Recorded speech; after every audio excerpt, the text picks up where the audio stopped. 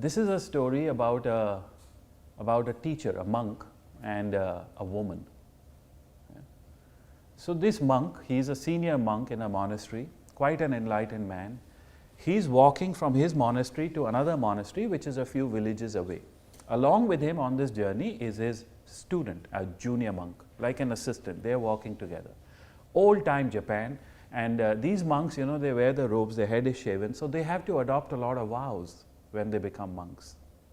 One of the vows is that they don't touch or talk directly to women. Okay, that was just one of their vows. So the senior monk and his student, they are walking together. They arrive at a river. It's a shallow river, but they need to cross the river to go to the other side to continue their journey. Now, as they're coming near the crossing point, the master is walking ahead, the student behind him. They see that there is a woman waiting also at the crossing point. So as they are walking, the student's mind starts working. This mind of ours has thoughts every moment. So his thoughts start, and now they are focused on the woman, that the woman is standing there waiting to cross, and we are going to the same point. What's going to happen? What's going to happen? Is she going to talk to us? And what is my master going to do? Let me wait and see. So they walk up, they get to the crossing point, and as they get to that point, the woman looks at the senior monk, the master, and she says, "Master, I'm waiting to cross to the other side, but I'm very afraid of water. Can you help me?" So the student at the back, right? The woman didn't ask him the question, but the student at the back is now thinking, what will my master do? I mean, he's not allowed to talk to women. He's not allowed to touch them, right? But what will he do? And what does the master do? So she says, "Can you help me?" And as soon as she says this, he nods his head, goes forward and picks her up in his arms, sort of like carries her. And he starts to walk across the water. It's only a shallow river, so he walks into the water. Now this student is in shock. Like, how did he do that? How can he do that? He's not allowed to do that. This is our vow. He's broken his vow. In the meantime, the master is walking ahead. But his mind can't stop. The student's mind is going on. How dare he? And look at him. He's supposed to be great master. Look how he's behaving. He's breaking his own vows and he expects me to follow. All the thoughts are going on, right? Anyway, the master goes ahead.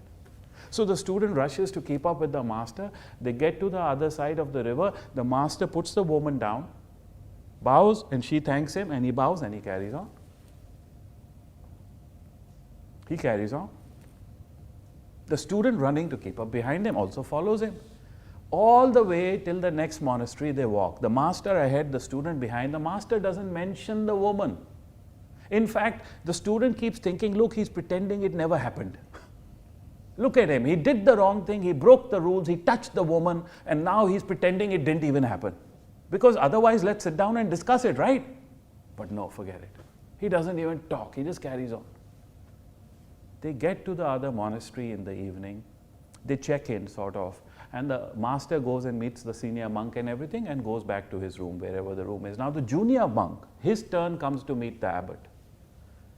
So the abbot calls him into the meeting room. It's sort of like a debrief, how was your journey? How's the other monastery? So the junior monk comes to sit in front of the abbot, and the abbot looks at him like, how are you? How was your journey? And this monk, he's been holding it so long inside that he just bursts out. All that frustration and the thoughts which were in his mind now come out at the abbot. This happened, and the woman said this, and my master picked her up and took her, and he's not even allowed to touch, and he was really hugging her, I saw. All this comes out. How dare he? I'm expected to follow him. I don't like this master. Give me another one. All this goes on. The abbot keeps listening. Abbot keeps listening. So finally, when everything is out of this junior monk, the junior monk looks at the abbot and he says, Abbot, what do you say? Tell me, what do you advise? What's your answer? And the abbot looks at the junior monk and he says, listen, my friend, you're still learning. Okay? You have to learn that it is one of our rules that when someone asks for help, we cannot refuse. You know this? He says, yes. But it's also one of our rules that we don't touch women. This one I know, he says. This one I know. He says, yes. So when your master was asked to help this woman, when she asked him for help, that's what he did. Now, he did the minimum he had to do. Then he dropped her. He dropped her across, he took her across the river and dropped her at the other bank. But you, my friend, have been carrying that woman in your head into this monastery, and she's here in the room with us. Who has not dropped the woman? Your master or you? Do you follow what I'm saying? The master did what he had to. Once that was done, he dropped the woman on the other shore, and he has never thought about it again, never mentioned it again. But you have carried her in your journey all into this monastery and even into this room. The woman is with you because she's in your head. See, dropping is not physical, all right? I want you to be clear. It's not about putting distance between you and your antagonist. That's not dropping. Dropping is becoming mentally free. Because it is all a game of the mind. Happiness and sorrow is all a game of the mind, not of external events.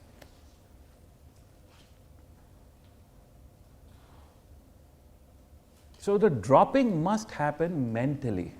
Releasing, letting go must happen mentally. Then it doesn't matter where the thing is physically.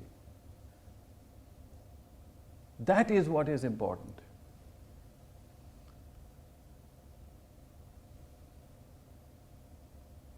So what do you carry in your head all day? This is something you should look at. This is something you should look at. Don't think of it physically, right? I mean, you're not looking at how you dress or where you sit or what you do or what is your environment like. What is in your head all the time?